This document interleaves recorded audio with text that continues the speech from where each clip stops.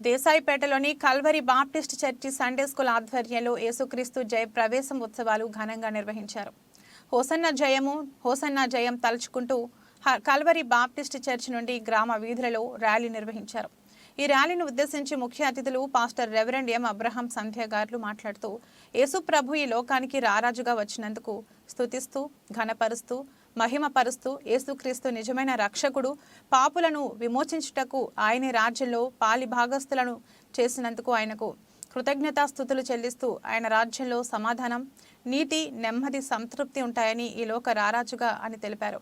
మరియు superintendent బోట్ల Justin Kumar మాట్లాడుతూ ఆయనే పాపుల రక్షకుడు, ఆయనే పరలోకానికి మార్గం, సత్యం, జీవమని ప్రజలకు రారాజుగాని యూదుల రాజుగా వచ్చుచున్న వారికి జయము జయము అని హోసన్న జయమని వీరందరూ పరలోకానికి వారసులుగా కావాలని కోరుకున్నారు.